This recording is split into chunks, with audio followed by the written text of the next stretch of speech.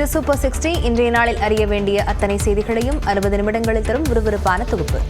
விண்வெளி ஆய்வை முடித்துக் கொண்டு இந்திய வீரர் சுபான்ஷு சுக்லா வெற்றிகரமாக பூமி திரும்பினார்.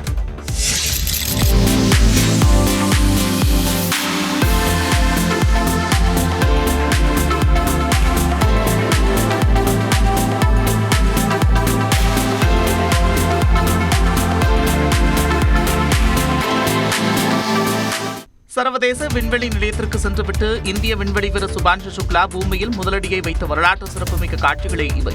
ஆக்சியன் 4 திட்டத்தின் கீழ் சர்வதேச விண்வெளி மையத்திற்கு கடந்த 25ஆம் தேதி இந்தியாவின் சுபான்ஷு சுக்லா உட்பட 4 விண்வெளி வீரர்கள் டிராகன் விண்கலம் மூலம் சென்றனர். விண்வெளி மையத்தில் அவர்கள் கடந்த 18 நாட்களாக சுமார் 60 ஆய்வுகளை வெற்றிகரமாக செய்தனர். குறிப்பாக இந்தியாவின் 7 ஆய்வுகளை சுபான்ஷு சுக்லா அங்கு மேற்கொண்டார். இந்நிலையில் அவர்கள் 4 பேரும் திங்கட்கிழமை மாலை 4:45 மணிக்கு டிராகன் விண்கலத்தின் மூலம் சர்வதேச விண்வெளி மையத்திலிருந்து புறப்பட்டனர்.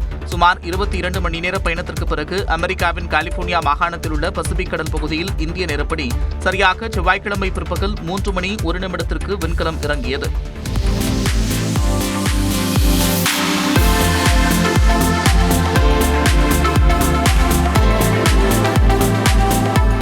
பின்னர் அந்த விண்கலம் அங்கு தயாராக இருந்த மீட்பு கப்பல் அருகே இழுத்து வரப்பட்டு 4 பேரும் வெளியே அழைத்து வரப்பட்டனர். குறிப்பாக சர்வதேச விண்வெளி நிலையத்திற்கு சென்று திரும்பிய முதல் இந்தியர் என்ற பெருமையுடன் சுபான்ஷு சுக்லா பூமியில் முதல் அடியை எடுத்து வைத்தார்.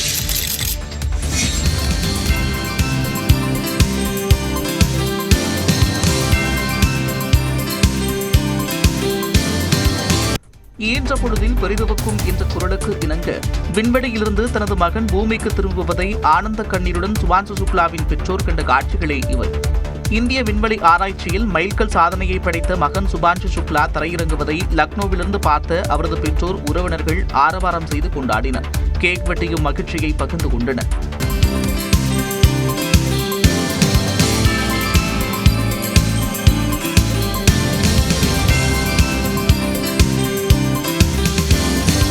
தனது மகனை நினைத்து பெருமையாக இருப்பதாக சுபான்ஷு சுக்லாவின் பெற்றோர் பெருமிதம் தெரிவித்தனர். एक्साइटमेंट की कोई लेवल नहीं, कोई सीमा नहीं. एक्साइटमेंट इतना ज्यादा है और गर्व भी इतना ज्यादा है कि वो शब्दों में नहीं बयान कर सकते.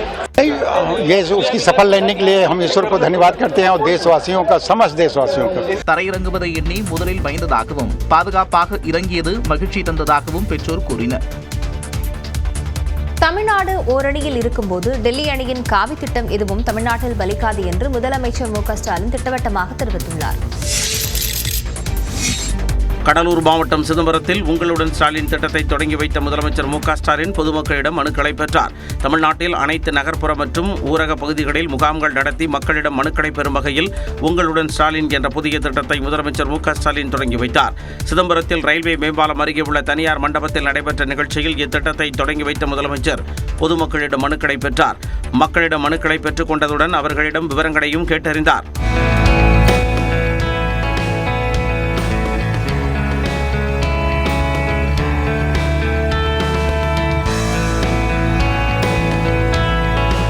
சென்னை திருவல்லிக்கேணியில் அமைக்கப்பட்டிருந்த முகாமில் துணை முதலமைச்சர் உதயநிதி ஸ்டாலின் ஆய்வு செய்து மனுதாரர்களுடன் கலந்துரையாடினார். அவங்களே ஃபுல்லாக பண்ணாங்க, நான் ஒன்றும் பண்ணலை, எனக்கு தெரியவும் செய்யாது. அவங்க ஃபுல்லாக பண்ணி கொடுத்தாங்க, கொடுத்துட்டு இந்த நலவரி திட்டங்களுக்காக நான் வந்துக்கிறேன். நான் இந்த மாதம் எனக்கு பென்ஷன் வர்ற மாதிரியோ எனக்கு வயசானவருக்கோ எனக்கு வர்ற மாதிரி நான் பதிவு பண்ணி வந்துக்கிறேன் சார். இதேபோல தமிழ்நாடு முழுவதும் 38 மாவட்டங்களில் உங்களுடன் ஸ்டாலின் திட்டம் செயல்பாட்டிற்கு வந்தது. மகளிர் உரிமைத் தொகை கிடைக்காதவர்கள் உங்களுடன் ஸ்டாலின் முகாமில் விண்ணப்பம் கொடுத்தால் நிச்சயம் உரிமைத் தொகை கிடைக்கும் என்று முதலமைச்சர் தெரிவித்தார். சிதம்பரத்தில் நடைபெற்ற இளைய பெருமாளின் சிலை திறப்பு விழாவில் உரையாற்றிய முதலமைச்சர் மக்களுடன் முதல்வர் திட்டத்தில் தமிழகம் முழுவதும் 5000 முகாம் நடத்தி தீர்வு கண்டுள்ளதாக கூறினார். மாதம் 1000 ரூபாய் வழங்குகிற கலைஞர் மகளிர் உரிமை திட்டம் அது உள்ளிட்ட 46 சேவைகள் தொடர்பாக தீர்வு காண விண்ணப்பங்களை கொடுக்க போறோம். தகுதி இருந்தும் 1000 ரூபாய் உரிமை தொகை கிடைக்காதவங்க உங்க ஏரியாவில், அதாவது உங்க பகுதியில் முகாம் நடக்கிற அன்னைக்கு விண்ணப்பங்களை கொடுத்தா போதும். நிச்சயமா சொல்றேன், உங்களுக்கு நிச்சயமா உரிமை தொகை வழங்கப்படும். இதனிடையே மகளிர் உரிமை தொகை விடுபட்டவர்கள் மீண்டும் பதிவு செய்ய இதுதான் கடைசி சந்தர்ப்பம் என்று அமைச்சர் KKSSR ராமச்சந்திரன் தெரிவித்தார். இதுக்கு மேல பதிஞ்சு கொடுக்க மாட்டாங்க. நான் ஊருக்கு வரும்போது எனக்கு வரலன்னு நீங்க சொல்லக்கூடாது. இதுதான் கடைசி. இதற்கு பின் யாரும் பதிவு செய்ய மாட்டார்கள் என்றும் அவர் கூறினார். தமிழ்நாடு ஓரணியில் இருக்கும்போது டெல்லி அணியின் காவி திட்டம் எதுவும் தமிழ்நாட்டில் பலிக்காது என்று முதலமைச்சர் மு.க. ஸ்டாலின் திட்டவட்டமாக தெரிவித்துள்ளார்.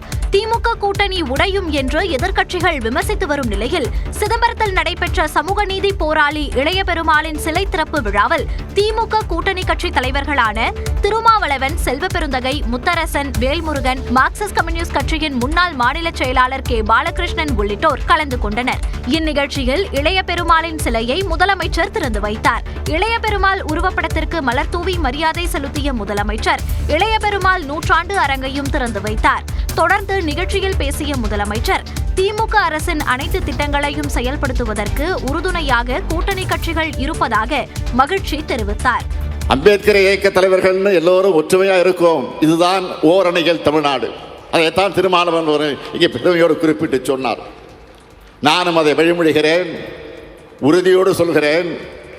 தமிழ்நாடு இப்படி ஓரணியில் இருக்கிறப்போ எந்த டெல்லி அணியோடு காவி திட்டமும் இங்கே பலிக்காது. மார்க்சியம், அம்பேத்கரியத்தை ஏற்றுக்கொண்ட கொள்கை தலைவர்களின் கூட்டணி இது என்றும் முதலமைச்சர் தெரிவித்தார். பாமக தேசிய ஜனநாயக கூட்டணியில் அங்கம் வகிப்பதாக அதிமுக பொதுச் செயலாளர் எடப்பாடி பழனிசாமி தெரிவித்தார். அரியலூர் மாவட்டம் ஜெயங்கொண்டத்தில் சுற்றுப்பயணம் மேற்கொண்ட இபிஎஸ் தனது மகனை துணை முதல்வராக்கியது மட்டுமே ஸ்டாலின் செய்த சாதனை என்றார். மேலும் அதிமுக கூட்டணிக்கு பாமக வரும் என்று நம்பிக்கை தெரிவித்தார். நாங்களும் பாட்டாளி மக்களுக்கு கூட்டணி வச்சோம். இப்போ நீயே வச்ச, இப்போ அவர்கள் தேசிய ஜனநாயக கூட்டணியில் அவர்கள் இருக்கிறாங்க. நிச்சயம் நம்மோட வருவாங்கன்னு நான் எதிர்பார்க்கிறோம். முன்னதாக கூட்டத்தில் மதுப்பிரியர்கள் நடத்திய ரகளையால் அங்கு போடப்பட்டிருந்த இரும்பு தடுப்புகள் சரிந்து விழுந்து பெண்கள் உள்ளிட்டோர் அவதிக்குள்ளாகினர்.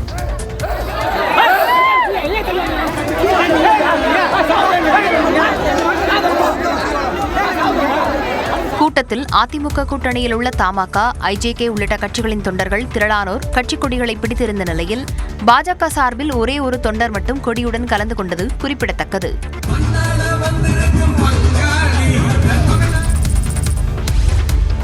குழந்தைகளுக்கான ஆதார் அட்டை தகவல்களை பெற்றோர் புதுப்பிக்க வேண்டும் என இந்திய தனித்துவ அடையாள ஆணையம் அறிவுறுத்தியுள்ளது. 5 வயதிற்கு கீழ் உள்ள குழந்தைகளுக்கு பெயர், பிறந்த தேதி, பாலினம், முகவரி ஆகியவற்றை வைத்து ஆதார் எண் வழங்கப்படுகிறது. இதனைத் தொடர்ந்து 5 வயதை தாண்டும் போது ஆதாருடன் கருவடி, கைரேகை பதிவுகளை இணைக்க இந்திய தனித்துவ அடையாள ஆணையம் அறிவுறுத்தியுள்ளது. 5 முதல் 7 வயதுடைய குழந்தைகளை அருகில் உள்ள சேவை மையங்கள், தபால் நிலையங்கள், அரசால் அங்கீகரிக்கப்பட்ட ஆதார் மையங்களுக்கு அழைத்துச் சென்று இலவசமாக இணைத்துக் கொள்ளலாம் என்றும் 7 வயதை தாண்டிய குழந்தைகளுக்கு 100 ரூபாய் கட்டணம் செலுத்தி புதுப்பித்துக் கொள்ளலாம் என்றும் தெரிவிக்கப்பட்டுள்ளது. 7 வயதிற்கு மேற்பட்ட குழந்தைகளுக்கு ஆதார் எண்ணுடன் கைரேகை, கருவடி இணைக்காவிட்டால் ஆதார் அட்டை செயலிழக்கப்படும் என்றும், புதுப்பிப்பு தொடர்பாக குழந்தைகளின் ஆதார் எண்ணுடன் இணைக்கப்பட்டுள்ள மொபைல் எண்களுக்கு குறுஞ்செய்தி அனுப்பப்பட்டு வருவதாகவும் இந்திய தனித்துவ அடையாள ஆணையம் தெரிவித்துள்ளது. சார்பதிவாளர், முதுநிலை வருவாய் ஆய்வாளர் உட்பட 645 காலி பணியிடங்களுக்கு செப்டம்பர் 28ஆம் தேதி தேர்வு நடைபெறும் என்று தமிழ்நாடு அரசு பணியாளர் தேர்வாணையம் அறிவித்துள்ளது. தமிழ்நாடு அரசு துறைகளில் காலியாக உள்ள இடங்களுக்கு தமிழ்நாடு அரசு பணியாளர் தேர்வாணையம் தேர்வு நடத்தி தகுதியானவர்களை தேர்வு செய்து வருகிறது. அந்த வகையில் சார்பதிவாளர், முதுநிலை வருவாய் ஆய்வாளர், வனவர், இளநிலை வேலைவாய்ப்பு அலுவலர் உள்ளிட்ட பதவிகளுக்கான குரூப் 2 மற்றும் குரூப் 2A தேர்வு அறிவிப்பை தமிழ்நாடு அரசு பணியாளர் தேர்வாணையம் வெளியிட்டுள்ளது. குரூப் 2 பணியிடங்களுக்கு 50 இடங்கள், குரூப் 2A பணியிடங்களுக்கு 595 இடங்கள் என மொத்தம் 645 காலி பணியிடங்கள் நிரப்பப்பட உள்ளதாகவும், இதற்கான முதல்நிலை தேர்வு செப்டம்பர் 28ஆம் தேதி நடைபெற உள்ளதாகவும் அறிவிக்கப்பட்டுள்ளது. இந்த தேர்வுக்கு ஆகஸ்ட் 13ஆம் தேதி வரை TNPSC அதிகாரப்பூர்வ இணையதளத்தில் விண்ணப்பிக்கலாம் என தெரிவிக்கப்பட்டுள்ளது. தேர்வர்கள் தேர்வு கட்டணத்தை UPI மூலம் செலுத்தலாம் என்றும், அரசு துறை நிறுவனங்களிடமிருந்து காலி பணியிடங்கள் அதிகரித்து பெறப்படும் பட்சத்தில் கலந்தாய்வுக்கு முன்பாக காலி பணியிடங்கள் எண்ணிக்கை அதிகரிக்கப்படும் என்றும் TNPSC தெரிவித்துள்ளது. தமிழ்நாடு முழுவதும் 2230 காவலர்களை பணியிட மாற்றம் செய்து டிஜிபி உத்தரவிட்டுள்ளார். இது தொடர்பாக மதுரை மாநகர காவல் ஆணையர்கள் மற்றும் மாவட்ட காவல் கண்காணிப்பாளர்களுக்கு டிஜிபி சுற்றறிக்கை அனுப்பியுள்ளார். அதில் காவலர்கள் முதல் சிறப்பு உதவி ஆய்வாளர் வரை 2230 பேரை அவர்களது விருப்பத்தின் பேரில் வேறு மாவட்டங்களுக்கு பணியிட மாற்றம் செய்வதாக தெரிவிக்கப்பட்டு அதற்கான பட்டியல் இணைக்கப்பட்டுள்ளது.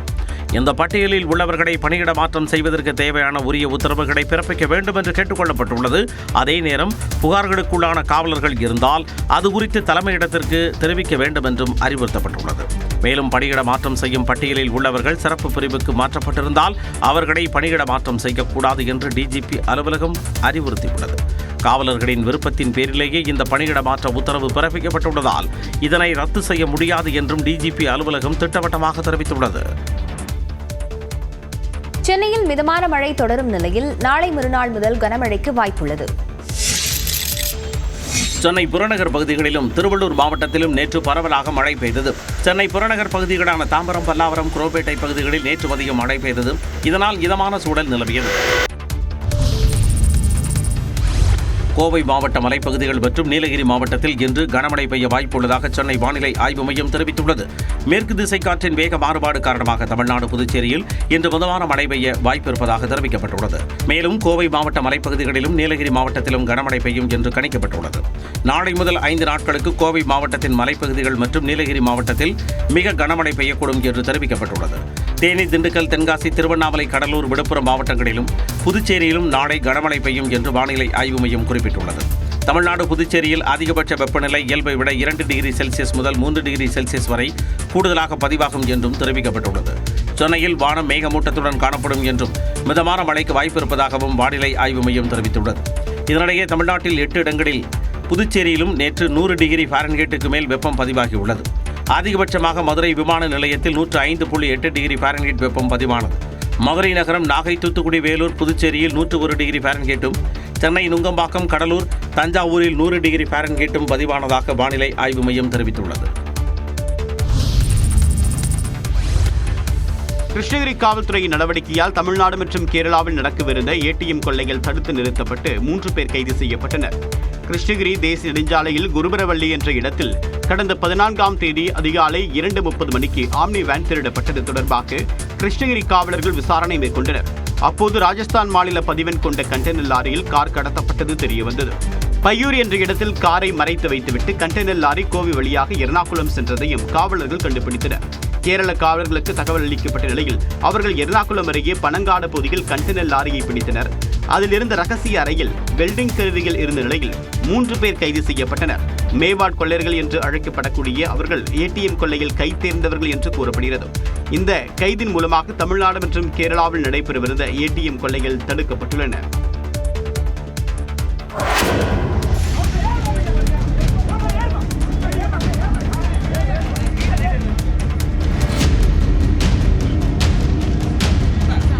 சென்னை தாம்பரம் ரயில் நிலையத்தில் நிறுத்தி வைக்கப்பட்டிருந்த ரயில் என்ஜின் மீது இளம்பெண் ஒருவர் ஏறி நின்றதால் பரபரப்பு நிலவியது. தாம்பரம் ரயில் நிலையத்திலிருந்து 500 மீட்டர் தொலைவில் நிறுத்தப்பட்டிருந்த ரயில் மீது இளம்பெண் ஒருவர் ஏறியுள்ளார். இதனை கண்ட பயணிகள் ரயில்வே காவல்துறைக்கு தகவல் அளித்தனர். உடனடியாக மின்சாரம் துண்டிக்கப்பட்டது. நிகழ்விடத்திற்கு சென்ற இருப்பு பாதை காவல்துறையினர் பொதுமக்கள் உதவியுடன் மீட்கும் பணியில் ஈடுபட்டனர். பலமுறை எச்சரிக்கை விடுத்தும் அந்த பெண் கீழே இறங்காமல் நின்று கொண்டிருந்தார். இறுதியாக காவலர் ஒருவர் மேலே ஏறி அவரை பாதுகாப்புடன் மீட்டார்.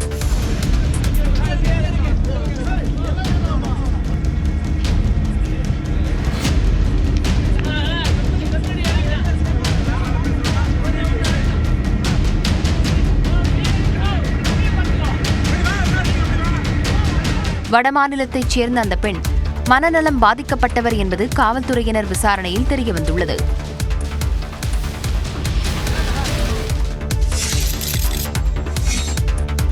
பாமக நிறுவனர் மருத்துவர் ராமதாஸ் இல்லத்தில் பொருத்தப்பட்ட ஒட்டுக்கேட்பு கருவியை வைத்தது யார் என்பதை கண்டறிய வேண்டும் என்று விழுப்புரம் இணையவழி குற்றப்பிரிவில் அக்கட்சியின் தலைமை நிலைய செயலாளர் அன்பழகன் புகார் அளித்துள்ளார். மேலும் ஒட்டுக்கேட்பு கருவியில் லைக்கா நிறுவன சிம் கார்டு இருந்ததாகவும் குற்றம் சாட்டியுள்ளார். விழுப்புரம் மாவட்டம் தைலாபுரம் இல்லத்தில் பாமக நிறுவனர் மருத்துவர் ராமதாஸ் இருக்கைக்கு அருகே ஒட்டுக்கேட்பு கருவி வைக்கப்பட்டிருப்பதாக கடந்த 11ஆம் தேதி விருதாச்சலத்தில் நடைபெற்ற வன்னியர் சங்க பொதுக்குழு கூட்டத்தில் ராமதாஸ் தெரிவித்திருந்தார். இந்நிலையில் பாமகவின் தலைமை நிலைய செயலாளர் அன்பழகன் விழுப்புரம் மாவட்ட காவல் கண்காணிப்பாளர் அலுவலகத்தில் உள்ள இணையவழி குற்றப்பிரிவு கூடுதல் காவல் கண்காணிப்பாளர் தினகரனிடம் புகார் மனு அளித்துள்ளார். ஒட்டுக்கேட்பு கருவியின் யார் வைத்தார்கள், அந்த ஒட்டுக்கேட்பு கருவியின் மூலமாக அந்த செய்தி எந்த தொலைபேசிக்கோ அல்லது கம்ப்யூட்டருக்கோ யாருக்கு போனது என்பதை மருத்துவர் ஐயா அவர்கள் அறிய வேண்டும் என்பதற்காக இந்த காவல்துறையினுடைய சைபர் கிரைமினுடைய உதவியை நாடியிருக்கிறார். ஒட்டுக்கேட்பு கருவியை 100 மணி நேரத்திற்கு ஒரு முறை சார்ஜ் செய்ய வேண்டும் என்று ஆய்வு செய்த தனியார் நிறுவன துப்பறியும் அதிகாரிகள் தெரிவித்ததாகவும் அன்பழகன் தெரிவித்துள்ளார். திருவள்ளுவர் எழுதாத திருக்குறள் ஆளுநர் வழங்கிய விருதில் இருந்தது சர்ச்சையை ஏற்படுத்தியிருக்கிறது. பல்வேறு துறைகளில் சிறந்து விளங்கியவர்களுக்கு ஆளுநர் ஆர் என் ரவி வழங்கிய விருது நினைவு பரிசில் 1330 திருக்குறளில் இல்லாத ஒரு குறளை அச்சிட்டு வழங்கிய விவகாரம் சர்ச்சையை ஏற்படுத்தியுள்ள நிலையில் வழங்கிய விருதுகளை ஆளுநர் மாளிகை திரும்ப பெற்றுள்ளது. எண்ணி துணிகை என்ற பெயரில் ஆளுநர் ஆர் என் ரவி பல்வேறு துறைகளில் சிறந்து விளங்குவோருக்கு விருதுகளை வழங்கி பாராட்டி வருகிறார். அந்த வகையில் தமிழகத்தின் சிறந்த மருத்துவர்கள் 44 பேருக்கு நினைவு பரிசு வழங்கி கௌரவித்தார். அந்த நினைவு பரிசில் செருக்கறிந்து சீர்மை மயக்கும் மறுபடு மண்ணுச்சொல் வேல் வயப்பட்டு என எழுதப்பட்டு அதன் கீழ் 944வது திருக்குறள் என குறிப்பிடப்பட்டிருந்தது. கேள்விப்படாத திருக்குறளாக இருக்கிறதே என்ற சந்தேகத்தில் விருது பெற்ற மருத்துவர்கள் 944வது குறளை புத்தகத்தில் தேடிய போது அந்த எண்ணில் வேறு ஒரு திருக்குறள் இருந்துள்ளது. அதே நேரத்தில் நினைவு பரிசில் குறிப்பிட்டதை போன்று எந்த திருக்குறளும் இல்லை என்பதும் தெரிய வந்தது. இந்த விவகாரம் சமூக வலைதளங்களில் பெரும் சர்ச்சையை ஏற்படுத்திய நிலையில் ஆளுநர் மாளிகை தரப்பிலிருந்து 44 விருதுகளும் திரும்ப பெறப்பட்டுள்ளன. தவறு சரி செய்யப்பட்டு 3 நாட்களில் விருதுகள் திருப்பி வழங்கப்படும் என ஆளுநர் மாளிகை தரப்பில் கூறப்பட்டுள்ளது. தவறான திருக்குறளை எழுதியது யார், தவறுக்கு காரணமானவர் யார் என்பது குறித்தும் ஆளுநர் மாளிகை தரப்பில் விசாரணை மேற்கொள்ளப்பட்டு வருகிறது. ஆடி மாத பூஜைக்காக சபரிமலை ஐயப்பன் கோவில் நடை இன்று மாலை திறக்கப்படுகிறது. சபரிமலையில் புதிதாக கட்டப்பட்டுள்ள நவகிரக கோவில் பிரதிஷ்டை மற்றும் கும்பாபிஷேகம் கடந்த 13ஆம் தேதி நடைபெற்றது. இதற்காக 11ஆம் தேதி திறக்கப்பட்ட கோவில் நடை 13ஆம் தேதி இரவு மூடப்பட்டது. இந்நிலையில் ஆடி மாத பூஜைக்காக இன்று மாலை 5 மணிக்கு கோவில் நடை திறக்கப்படுகிறது. நாளை முதல் நாள்தோறும் கணபதி ஹோமம், உஷ பூஜை உள்ளிட்ட வழக்கமான பூஜைகள் நடைபெற உள்ளன. உதயாஸ்தம பூஜை, நெய் அபிஷேகம், படி பூஜை உள்ளிட்ட சிறப்பு பூஜைகளும் நடைபெற உள்ளன. வரும் 21ஆம் தேதி வரை காலை 5 மணி முதல் இரவு 10 மணி வரை பக்தர்கள் தரிசனத்திற்காக நடை திறந்திருக்கும் என்று அறிவிக்கப்பட்டுள்ளது. 21ஆம் தேதி இரவு 10 மணிக்கு நடை சாத்தப்படுகிறது. மாதாந்திர பூஜைகளில் பங்கேற்கும் பக்தர்களின் வசதிக்காக ஆன்லைன் முன்பதிவு தொடங்கியுள்ளது. ராணுவ வீரர்கள் குறித்த அவதூறு கருத்துக்களை தெரிவித்ததாக மக்களவை எதிர்க்கட்சித் தலைவர் ராகுல் காந்தி மீது தொடரப்பட்ட வழக்கில் லக்னோ சிறப்பு நீதிமன்றம் ஜாமீன் வழங்கியது. 2022ஆம் ஆண்டு நாடு முழுவதும் ஒற்றுமை நடைபயணம் மேற்கொண்டிருந்த போது அருணாச்சல பிரதேச எல்லையில் இந்திய ராணுவத்தினருக்கும் சீன ராணுவத்தினருக்கும் இடையே நடந்த மோதலை குறிப்பிட்டு ராகுல் காந்தி பேசினார். அப்போது இந்திய ராணுவ வீரர்களின் மனம் புண்படும் வகையில் ராகுல் காந்தி பேசியதாக லக்னோவில் அவர் மீது அவதூறு வழக்கு தாக்கல் செய்யப்பட்டது. இந்த வழக்கில் கடந்த பிப்ரவரி 11ஆம் தேதி ராகுல் காந்தி நேரில் ஆஜராக வேண்டும் என்று MP, MLAக்கள் வழக்குகளை விசாரிக்கும் சிறப்பு நீதிமன்றம் சம்மன் அனுப்பியது. இந்த சம்மனை ரத்து செய்ய கோரி ராகுல் காந்தி அலகாபாத் உயர்நீதிமன்றத்தில் மனு தாக்கல் செய்தார். ஆனால் அவரது கோரிக்கையை நிராகரித்த உயர்நீதிமன்றம் விசாரணை நீதிமன்றத்தின் சம்மன் செல்லும் என்று உத்தரவிட்டது. இந்நிலையில் உயர்நீதிமன்ற உத்தரவுக்கு பிறகும் 5 முறை சம்மன் அனுப்பியும் ராகுல் காந்தி ஆஜராகவில்லை. இதனால் அவருக்கு சட்ட ரீதியான சிக்கலும் அதிகரிக்கும் என கூறப்பட்டது. இந்த நிலையில் லக்னோ சிறப்பு நீதிமன்றத்தில் ராகுல் காந்தி ஆஜரான நிலையில் அவருக்கு ஜாமீன் வழங்கி நீதிபதி உத்தரவிட்டார். இதற்கிடையே விசாரணை நீதிபதி அலோக் வர்மா நீதிமன்ற அறையில் ராகுல் காந்தியுடன் செல்ஃபி எடுத்துக்கொண்டது சர்ச்சைக்கு உள்ளாகியுள்ளது.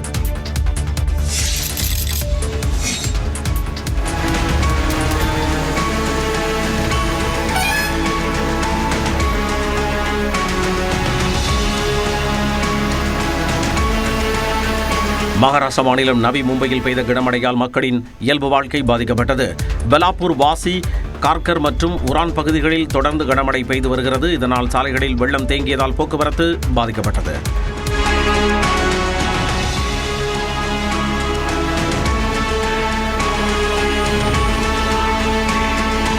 தொடர்ந்து பெய்து வரும் கனமழையால் ரத்னகிரி பகுதியில் நீர்நிலைகள் நிரம்பி வெள்ளம் பெருக்கெடுத்து ஓடுகின்றன.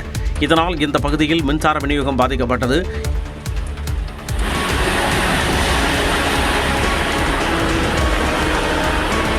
இதேபோல மகிசாகர், அரவள்ளி மாவட்டங்களிலும் கனமழை கொட்டி தீர்த்தது. தொடர் கனமழை காரணமாக பொதுமக்கள் வீடுகளுக்குள் முடங்கினர். ஏமன் நாட்டில் கேரள நர்சுக்கு 16ஆம் தேதி நிறைவேற்றப்பட இருந்த மரண தண்டனை நிறுத்தி வைக்கப்பட்டுள்ளது. கேரளாவைச் சேர்ந்த செவிலியர் நிமிஷா பிரியா என்பவர் ஏமன் நாட்டிற்கு பணிக்காக சென்றிருந்தார். அப்போது பணப்பிரச்சனையில் ஏமன் நாட்டைச் சேர்ந்தவரை கொன்றதாக அவர் மீது குற்றச்சாட்டு வைக்கப்பட்டது. விசாரணையில் குற்றச்சாட்டு நிரூபிக்கப்பட்டதால் அவருக்கு மரண தண்டனை விதிக்கப்பட்டது. அவரது தண்டனை ஜூலை 16ஆம் தேதி நிறைவேற்றப்படும் என கடந்த மாதம் அறிவிக்கப்பட்டது. கொலை செய்யப்பட்டவரின் குடும்பத்திற்கு நிமிஷாவின் தரப்பிலிருந்து சுமார் 8.5 கோடி ரூபாய் இழப்பீடு வழங்குவதாக தெரிவித்த பின்பும் அதற்கு பலன் அளிக்காததால் தண்டனையை நடைபெற்ற நாள் குறிக்கப்பட்டது. இந்நிலையில் இதில் தலையிட்டு நடவடிக்கை எடுக்க மத்திய அரசை உத்தரவிட வலியுறுத்தி நிமிஷா தரப்பில் உச்சநீதிமன்றத்தில் மனு தாக்கல் செய்யப்பட்டது. அதற்கு பதிலளித்த மத்திய அரசு இது குறித்து பேச்சுவார்த்தை நடத்தப்படுவதாக தெரிவித்தது. இந்நிலையில் நிமிஷாவின் மரண தண்டனையை ஏமன் அரசு ஒத்திவைத்துள்ளது. இதில் எதிர்த்தரப்பில் பேச்சுவார்த்தை நடத்தி சுமூகமான தீர்வு காண நிமிஷா தரப்பு கூடுதல் அவகாசம் கோருவதாக தகவல் வெளியாகியுள்ளது. ஏமன் நாட்டு சிறை அதிகாரிகள் மற்றும் வழக்கறிஞர்களுடன் இந்திய அரசு தொடர்ந்து பேச்சுவார்த்தை நடத்தியதன் விளைவாக தண்டனை ஒத்திவைக்கப்பட்டுள்ளதாக தெரிவிக்கப்பட்டுள்ளது. இந்தியாவில் உள்ள சந்தையை முழுமையாக பயன்படுத்தும் வகையில் அமெரிக்கா ஒப்பந்தம் மேற்கொள்ள உள்ளதாக அந்நாட்டு அதிபர் டொனால்டு ட்ரம்ப் தெரிவித்துள்ளார். தங்களுடன் வர்த்தக ஒப்பந்தம் மேற்கொள்ளாத நாடுகளிலிருந்து இறக்குமதி செய்யப்படும் பொருட்களுக்கு அதிக அளவில் வரி விதிக்கப்படும் என்று அமெரிக்க அதிபர் டொனால்டு ட்ரம்ப் எச்சரிக்கை விடுத்து வருகிறார். இதனைத் தொடர்ந்து பல்வேறு நாடுகளும் அமெரிக்காவுடன் பேச்சுவார்த்தை நடத்தி வருகின்றன. வெள்ளை மாளிகைக்கு வெளியே செய்தியாளர்களிடம் பேசிய ட்ரம்ப் இந்தோனேஷியாவுடன் மிக பெரும் வர்த்தக ஒப்பந்தத்தை மேற்கொண்டுள்ளதாக தெரிவித்தார். அதன்படி இந்தோனேஷியாவிலிருந்து இறக்குமதியாகும் பொருட்களுக்கு 19% வரி விதிக்கப்படும் என்றும் இந்தோனேஷிய சந்தையை அமெரிக்கா எந்த வரியுமின்றி முழுமையாக பயன்படுத்தும் என்றும் அவர் கூறினார். இந்தோனேஷியாவுடன் மேற்கொண்டதைப் போன்றே இந்தியாவுடன் ஒப்பந்தம் மேற்கொள்ள உள்ளதாகவும் ட்ரம்ப் கூறினார். Giving us access into Indonesia, which we never had. That's probably the biggest part of the deal. India basically is working along that same line. We're going to have access into India. இந்திய பொருட்களுக்கு 26% வரி விதிக்கப்படும் என்று Trump அறிவித்த நிலையில் இரு நாடுகளுக்கும் இடையே 5வது சுற்று பேச்சு நடத்தப்பட்டு வருவது குறிப்பிடத்தக்கது. அமெரிக்காவில் வெள்ளை மாளிகையின் பாதுகாப்பு வேலி மீது மர்மப் பொருள் வீசப்பட்டதைத் தொடர்ந்து அதன் முன்பகுதி சிறிது நேரம் மூடப்பட்டது பரபரப்பை ஏற்படுத்தியது. அமெரிக்காவின் வாஷிங்டன் நகரில் அதிபரின் அதிகாரப்பூர்வ இல்லமாகவும் அலுவலமாகவும் செயல்படுவது வெள்ளை மாளிகை. அங்கிருந்து பென்சில்வேனியாவுக்கு நிகழ்ச்சியில் கலந்து கொள்வதற்காக அதிபர் ட்ரம்ப் நேற்று புறப்படவிருந்தார். வெள்ளை மாளிகையின் முன்பகுதியில் உள்ள பாதுகாப்பு வேலி மீது திடீரென மர்மப் பொருள் விழுந்தது. இதனைத் தொடர்ந்து அந்த பகுதி மூடப்பட்டு அங்கிருந்த செய்தியாளர்கள் அனைவரும் உள்ளே அழைத்துச் செல்லப்பட்டனர். தொடர்ந்து அரை மணி நேரத்துக்கு பிறகு வெள்ளை மாளிகையின் முன்பகுதி திறக்கப்பட்டது. யாரோ ஒருவர் செல்போனை வீசியதாக வெள்ளை மாளிகை செய்தி தொடர்பாளர் கேரலின் குறிப்பிட்டார். இதுகுறித்து பாதுகாப்பு படையினர் விசாரணை மேற்கொண்டு வருகின்றனர். கடந்த ஆண்டில் தேர்தல் பரப்புரையின் போது ட்ரம்ப் மீது நடத்தப்பட்ட துப்பாக்கிச் சூட்டில் அவருக்கு காது பகுதியில் காயம் ஏற்பட்டது. இது நடைபெற்று ஓராண்டு முடிவடைந்த நிலையில் மீண்டும் பாதுகாப்பு அச்சுறுத்தல் ஏற்பட்டது பரபரப்பை ஏற்படுத்தியுள்ளது. லண்டனில் இந்திய கிரிக்கெட் வீரர்கள் வீராங்கனைகள் இங்கிலாந்து மன்னர் 3ஆம் சார்லஸை சந்தித்து புகைப்படம் எடுத்துக் கொண்டனர். இங்கிலாந்திற்கு எதிரான 3வது டெஸ்ட் கிரிக்கெட் போட்டியில் 22 ரன்கள் வித்தியாசத்தில் இந்தியா தோல்வியடைந்தது. இதனால் 5 போட்டிகள் கொண்ட டெஸ்ட் தொடரில் 2-1 என்ற கணக்கில் இங்கிலாந்து அணி முன்னிலையில் உள்ளது. இந்நிலையில் சுப்மன் கில் தலைமையிலான இந்திய அணி இங்கிலாந்து மன்னர் 3ஆம் சார்லஸை சந்தித்தது.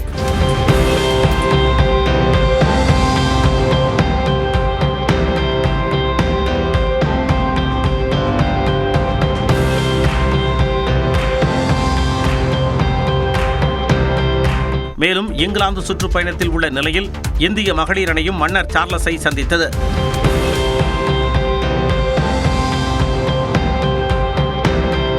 லண்டனில் உள்ள செயின்ட் ஜேம்ஸ் அரண்மனையில் மன்னர் சார்லஸுடன் இரு அணிகளும் புகைப்படம் எடுத்துக் கொண்டன. இந்த சந்திப்பின் போது பயிற்சியாளர் கௌதம் கம்பீர், ஹர்மன் பிரீத் கவுர், ஸ்மிருதி மந்தனா உள்ளிட்டோர் உடன் இருந்தனர்.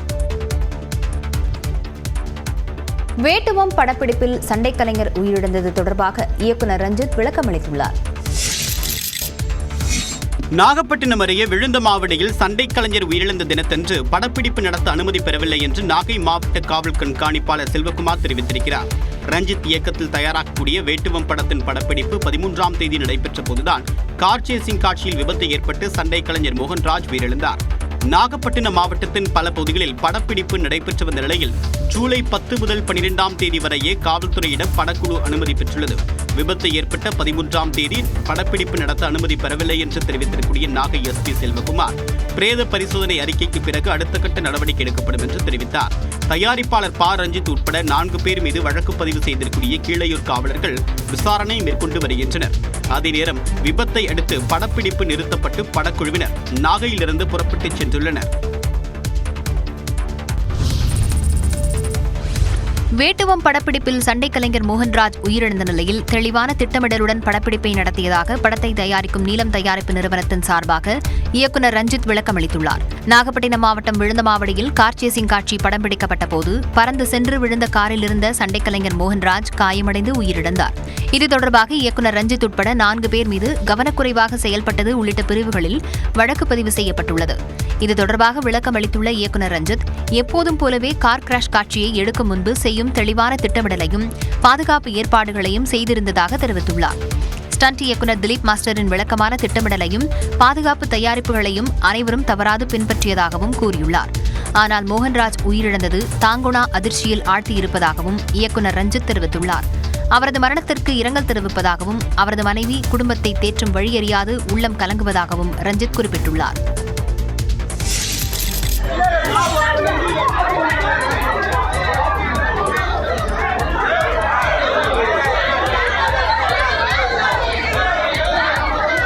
திண்டுக்கல் அரசு மருத்துவக் கல்லூரி மருத்துவமனையில் ஏற்பட்ட திடீர் புகைமூட்டத்தால் தாய்மார்கள் குழந்தைகளுடன் அலறியடித்துக் கொண்டு வெளியேறிய காட்சிதான் இது. திண்டுக்கல் அரசு மருத்துவக் கல்லூரி மருத்துவமனையில் ஒருங்கிணைந்த மகப்பேறு மற்றும் பச்சிளம் குழந்தைகள் மையம் 5வது மாடியில் செயல்பட்டு வருகிறது. இன்று காலை 11:30 மணி அளவில் திடீரென கரும்புகை வெளியேற மருத்துவமனையில் தங்கி சிகிச்சை பெற்று வந்த தாய்மார்கள் குழந்தைகளுடன் அலறியடித்துக் கொண்டு வெளியேறினர். நாங்க கீழே உட்காந்துருக்கோம். இங்க இருந்து இந்த மேல ஃபயர் ஆயிடுச்சு. மேல ஃபயர் ஆனது பஸ் ஸ்டாண்ட்ல இருந்து எல்லாம் திடீர்னு ஓடியாங்க. நாங்க இங்கே உட்காந்துருக்கோம், முன்னாடி உட்காந்துருக்கோம். பஸ் ஸ்டாண்ட்ல இருந்து திடீர்னு எல்லாம் ஓடியாடுறாங்க. ஏன்னா ஹாஸ்பிட்டல் இவ்வளவு பேர் ஓடியாடுறாங்க. நாங்க இந்த நின்று பாக்குறோம், இங்க ஃபுல்லா ஃபயர் ஆயிட்டு இருக்கு, ஃபுல்லா எரிஞ்சிட்டு இருக்கு. ஐயோ நம்ம பிள்ளைகளை மேல இருக்குன்னு சொல்லிட்டு நாங்க என்ன பண்ணிட்டோம், இந்த கதவை அடைச்சிட்டாங்க, தள்ளி விட்டு நாங்க என்ன திடீர்னு எல்லாமே ஓடுறோம். நான் ஓடுறது பார்த்து எல்லாமே ஓடியாண்டாங்க.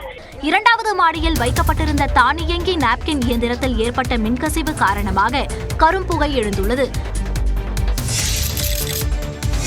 சேலம் அஸ்தம்பட்டியில் காவல் நிலையத்தில் கையெழுத்திட்டு அருகே இருந்த உணவகத்தில் சாப்பிட்டுக் கொண்டிருந்தவர் மனைவி கண்முன்னே வெட்டி கொல்லப்பட்டார். தூத்துக்குடி மாவட்டத்தை சேர்ந்த மதன் என்கிற அப்பு கொலை வழக்கு ஒன்றில் ஜாமீனில் வெளியே வந்திருந்தார். நீதிமன்ற நிபந்தனையின்படி சேலம் அஸ்தம்பட்டி காவல் நிலையத்தில் நேற்று கையெழுத்திட்டு அருகே உள்ள உணவகத்தில் தன்னுடைய மனைவியுடன் உணவருந்திக் கொண்டிருந்தார். அப்போது உள்ளே நுழைந்த கும்பல் ஒன்று மதனை சரமாரியாக வெட்டியது. அதில் அவர் படுகாயமடைந்து அங்கேயே உயிரிழந்தார். கொலை செய்த கும்பல் அங்கிருந்து தப்பி ஓடியது. தகவல் அறிந்து வந்த காவலர்கள் சடலத்தை கைப்பற்றி விசாரணையை தொடங்கியுள்ளனர். முன்விரோதம் காரணமாக கொலை நடைபெற்று இருக்கலாம் என்ற சந்தேகிக்கப்படுகிறது. கொலை செய்யப்பட்ட மதன் மீது தூத்துக்குடி வடக்கு காவல் நிலையத்தில் கொலை வழக்கும் நிலுவையில் உள்ளது. மயிலாடுதுறையில் 4 கிலோமீட்டர் தூரம் சென்று பொதுமக்களின் குறைகளை முதலமைச்சர் மு க ஸ்டாலின் கேட்டறிந்தார்.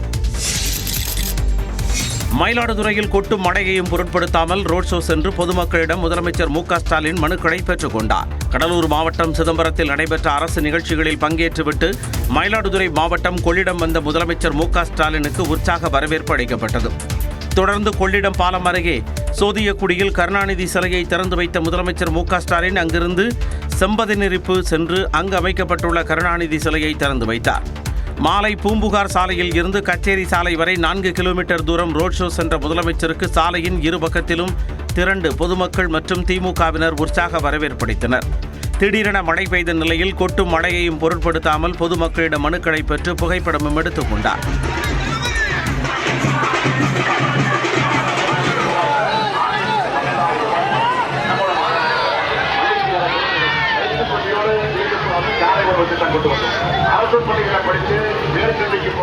கச்சேரி சாலையில் புதுப்பிக்கப்பட்ட திமுக கட்சி அலுவலகமான அண்ணா பகுத்தறிவு மன்றத்தையும் கருணாநிதியின் முழு உருவ வெண்கல சிலையையும் முதலமைச்சர் மு க ஸ்டாலின் திறந்து வைத்தார். இந்நிலையில் மன்னம்பந்தல் ஏவிசி கல்லூரி விளையாட்டு மைதானத்தில் இன்று நடைபெறும் அரசு விழாவில் பங்கேற்று பொதுமக்களுக்கு நலத்திட்ட உதவிகளை முதலமைச்சர் வழங்க உள்ளார்.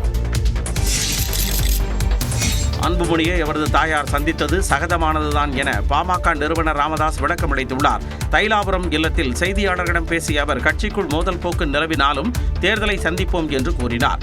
அம்மா பிள்ளைய பார்க்கறது, பிள்ளை அம்மாவை பார்க்கறது சகஜமான ஒன்று தான். இது போய் கேள்வி கேட்குறேன். காத்திருப்போம், காலங்கள் வந்து விடும். இதனிடையே அன்புமணியால் தான் ராமதாஸின் கொள்கைகளை நிலைநாட்ட முடியும் என்றும் விரைவில் அனைவரும் ஒன்று சேர்வார்கள் என்றும் பாமக செய்தி தொடர்பாளர் பாலு தெரிவித்தார். எங்கள் தொண்டர்களுக்கு எந்த சந்தேகமும் இல்லை. எங்கள் மருத்துவர் ஐயா அவருடைய நோக்கத்தையும் சமூக நீதியும் தமிழ்நாட்டில் நிலைநாட்ட வேண்டும் என்று சொன்னால் மருத்துவர் அன்புமணி ராமதாஸ் அவர்கள் தலைமையில் செயல்பட்டால் மட்டும்தான் செயல்பட முடியும். அதற்கான ஆலோசனைகளை மருத்துவர் ஐயா அவர்கள் வழங்குவார். அன்புமணியின் 100 நாள் பயணம் பெரிய மாற்றத்தை ஏற்படுத்தும் என்றும் பாலு நம்பிக்கை தெரிவித்தார். தனக்கு எதிராக முறையிடும் போராட்டம் நடத்தும் மாதர் சங்கங்கள் ரிதன்யா விவகாரத்தில் எந்த போராட்டமும் நடத்தாதது ஏன் என நாம் தமிழர் ஒருங்கிணைப்பாளர் சீமான் கேள்வி எழுப்பியுள்ளார். காமராஜர் பிறந்த நாளையொட்டி மரியாதை செலுத்திய சீமான் பின்னர் செய்தியாளர்களை சந்தித்தார். அப்போது பேசிய அவர் தனக்கு எதிராக அணிதிரண்டு வந்து போராட்டம் நடத்திய பெண்ணி அமைப்புகள் சகோதரி ரிதன்யா தற்கொலை விவகாரத்தில் வாய் திறக்காமல் இருப்பது ஏன் என்று காட்டமாக கேள்வி எழுப்பினார். எல்லாம் பெண்ணி உரிமை பேசும், எல்லாம் பேசும். எனக்கு எதிராக மாதர் சங்கம்லாம் போய் மாண்டிட்டு மனு கொடுக்கும், முறையிடும், எழுத்து போராடும், எல்லாம் பண்ணும். இந்த ரிதன்யான ஒரு தங்க வரதட்சணை கொடுமை, பாலியல் துன்புறுத்தலில் தற்கொலை பண்ணி சேர்த்திருக்காரு. வாழ வேண்டிய ஒரு மலர், ஒரு பூ. ஒருத்தர் பேசல. ஒரு அரசியல் இயக்கம், முற்போக்கு, அதுக்காக பேசிய மாதர் சங்கங்கள், மகளிர் அமைப்புகள், மனித உரிமை ஆர்வலர்கள், முற்போக்கு சிந்தனையாளர்கள், எழுத்தாளர்கள், பெண்ணியவாதிகள்லாம் எங்கேயே படுத்திருக்கிறீங்க? கொக்கைன்னு கஞ்சாதம் போட்டு படுத்திட்டீங்களா என்ன? இல்லை டாஸ்மார்க்கில் சரக்கரம் கட்சி படுத்திட்டீங்களா? என்ன உங்கள் பிரச்சனை? தேவைன்னா வாய் திறப்பிய, தேவையில்லைன்னா வாய் திறக்க மாட்டீங்க. மனித உரிமை ஆர்வலர்கள்லாம் பெண்ணுக்கு ஆதரவாக ஏன் போராட்டம் நடத்தவில்லை என்று பெண்ணி அமைப்புகளை சீண்டும் வகையிலும் போதைப்பொருள் பயன்பாடு குறித்து சர்ச்சைக்குரிய வகையிலும் சீமான் பேசியுள்ளது சலசலப்பை ஏற்படுத்தியுள்ளது. தாவைக்கா தலைவர் விஜய் சட்டப்பேரவைக்கே வரமாட்டார் என்று அமைச்சர் துரைமுருகன் விமர்சித்துள்ளார். வேலூரில் செய்தியாளர்களிடம் பேசிய அவர் திமுக மீதான விஜயின் விமர்சனத்திற்கு பதிலளித்தார். ஆட்சி முடியறதுக்கு முன்னாடி நீங்க செய்த தவிர நீங்களே சரி பண்ணுங்க பேசியிருந்தாரு போராட்டத்தில். வரமாட்டாரமா கேள்வி கேட்கறது கூட எங்களை நாளே பண்ணா பாஜகவின் சி டீம் விஜய் என்று அமைச்சர் ரகுபதி விமர்சித்துள்ளார். பாரதிய ஜனதாவுடைய சி டீம் என்று முதலாக சொன்னவன் நான் தான். இன்றைக்கும் அதைத்தான் சொல்லுகிறேன். அவர்களுடைய சி டீம் அந்த டீம். எனவே அதை பற்றி எங்களுக்கு கவலை இல்லை. திராவிட முன்னேற்ற கழகத்தை விமர்சிப்பதற்காக பாரதிய ஜனதாவினாலே மறைமுகமாக உருவாக்கப்பட்ட ஒரு சி டீம் தான். விஜயை பற்றி பேச விரும்பவில்லை என்றும் அவர் கூறினார். திமுக ஆட்சியில் திட்டங்களுக்கு பெயர் வைப்பதில் மட்டும் குறைவில்லை என்று அதிமுக முன்னாள் அமைச்சர் ஜெயக்குமார் விமர்சித்துள்ளார். சென்னையில் செய்தியாளர்களிடம் பேசிய அவர் தலைமைச் செயலாளர் அந்தஸ்தில் இருக்கும் மூத்த IAS அதிகாரிகளை அரசின் செய்தி தொடர்பாளராக நியமித்து அசிங்கப்படுத்திவிட்டதாகவும் குற்றம் சாட்டினார். வாங்கின மனுக்களுக்கு தீர்வு கிடையாது. மக்களும் அதிகாரிகளையும் இப்போ சந்திக்க முடியல. 6 மாதம் தேர்தல் இருக்கிறதால இந்த கவர்மெண்ட்டுக்கு பார்த்தீங்கன்னா அதுவும் பார்த்தீங்கன்னா முதலமைச்சருக்கு இந்த ஆலோசனை சொல்ற அதிகாரிகள் இருக்காங்களே, புதுசாக பேர் சொல்றது, அதுல ஒன்றும் குறை இல்லை. சட்டமன்ற தேர்தலை மனதில் வைத்தே உங்களுடன் ஸ்டாலின் திட்டத்தை முதலமைச்சர் தொடங்கி வைத்திருப்பதாக பாஜக மூத்த தலைவர் தமிழிசை சவுந்தரராஜன் விமர்சித்துள்ளார். ஒரு 10 மாசம் தேர்தலுக்கு ஒரு அவசர தன்மை, ஒரு அச்சம் அவரிடம் வெளிப்படுகிறது. இதெல்லாம் ஒரு 4 ஆண்டுகளாக செஞ்சிருக்கணும். அரசு அதிகாரிகளை தங்களது பிரச்சாரகர்களாக அவர்கள் பயன்படுத்துகிறார்கள். அரசு அதிகாரிகளை இதுபோன்று பிரச்சாரம் செய்ய திமுக பயன்படுத்தக்கூடாது என்றும் தமிழிசை சவுந்தரராஜன் கூறினார். அரசு கலை அறிவியல் கல்லூரிகளில் முதுநிலை படிப்புகளில் சேர விண்ணப்பிப்பதற்கு கூடுதல் அவகாசம் வழங்கப்பட்டுள்ளது. அரசு கலை மற்றும் அறிவியல் கல்லூரிகளில் முதுநிலை பாடப்பிரிவுகளில் சேர்வதற்கான இணையதள விண்ணப்ப பதிவு அவகாசம் ஜூலை 31ஆம் தேதி வரை நீட்டிக்கப்பட்டுள்ளது. அரசு கலை மற்றும் அறிவியல் கல்லூரிகளில் முதுநிலை பாடப்பிரிவுகளில் சேர்வதற்கான ஆன்லைன் விண்ணப்ப பதிவு கடந்த ஜூன் 20ஆம் தேதி தொடங்கியது. www.tngasa.in என்ற இணையதள முகவரியில் விண்ணப்பங்கள் பெறப்பட்டு வந்த நிலையில் முதலமைச்சரின் அறிவுறுத்தலின்படி கால அவகாசம் நீட்டிக்கப்பட்டுள்ளதாக உயர்கல்வித்துறை அமைச்சர் கோவி செடியன் அறிவித்துள்ளார். இந்த கால நீட்டிப்பினை மாணவ மாணவிகள் பயன்படுத்தி தாங்கள் விரும்பும் பட்டப்படிப்பில் சேர்க்கை பெற்று பயன்பெறுமாறு அமைச்சர் கோவி செலியன் கேட்டுக் கொண்டுள்ளார். மேலும் விண்ணப்ப பதிவு செய்தவர்களின் தரவரிசை பட்டியல் ஆகஸ்ட் 4ஆம் தேதி கல்லூரிகளுக்கு அனுப்பி வைக்கப்படும் என்றும் தெரிவிக்கப்பட்டுள்ளது. சிறப்பு ஒதுக்கீடு கலந்தாய்வு ஆகஸ்ட் 11ஆம் தேதி நடைபெறும் என்றும் பொது கலந்தாய்வு ஆகஸ்ட் 13ஆம் தேதி தொடங்கும் என்றும் தெரிவிக்கப்பட்டுள்ளது. முதலாம் ஆண்டு முதுநிலை மாணவ மாணவிகளுக்கு வகுப்புகள் ஆகஸ்ட் 20ஆம் தேதி தொடங்கும் என்றும் உயர்கல்வித்துறை தெரிவித்துள்ளது.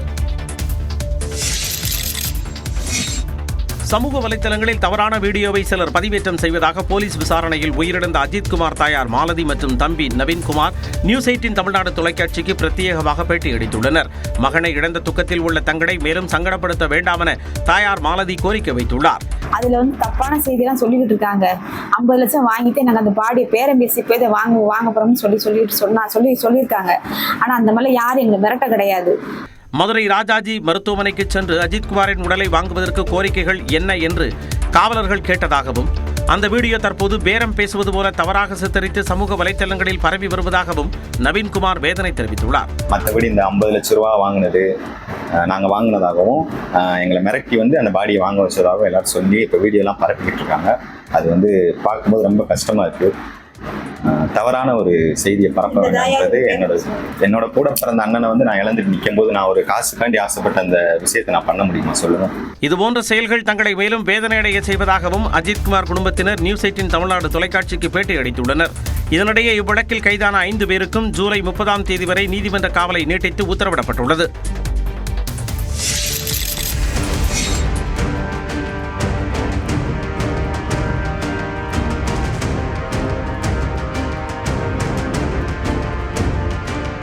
தூத்துக்குடி அருகே வீடு கட்டும்போது ஏற்பட்ட பிரச்சனை வெட்டுக்குத்தில் முடிந்த சம்பவத்தின் அதிர்ச்சியூட்டும் காட்சிகளே இவை. சாயர்புரம் அருகே நடுவக்குறிச்சி கிராமத்தைச் சேர்ந்தவர் ராஜதுரை. இருசக்கர வாகன பழுது பார்க்கும் கடை நடத்தி வரும் இவர் பாஜக கலை மற்றும் கலாச்சார பிரிவில் நிர்வாகியாக செயல்பட்டு வருகிறார். தனது பழைய வீட்டை இடித்துவிட்டு அதே இடத்தில் புதிய வீடு ஒன்றையும் கட்டி வருகிறார். ராஜதுரைக்கும் பக்கத்து வீட்டுக்காரரான திமுக அமைப்பு சாராணியின் மாவட்ட துணைத் தலைவர் பாலமுருகனுக்கு இடையே கட்டுமான பணி தொடர்பாக மோதல் போக்கு நிலவி வந்ததாக கூறப்படுகிறது. இந்த நிலையில் கடந்த 12ஆம் தேதி ராஜதுரை தனது வீட்டிற்கு கான்கிரீட் கலவை போட்டுக் கொண்டிருந்ததாக கூறப்படுகிறது. அப்போது பாலமுருகன் மற்றும் அவரது ஆதரவாளர்கள் 6 பேர் தகராறில் ஈடுபட்டதாக கூறப்படுகிறது. இது கைகலப்பாக மாறியதில் ஒருவரை ஒருவர் வாள், அரிவாள், கட்டை உள்ளிட்டவற்றால் சரமாரியாக தாக்கிக் கொண்டனர்.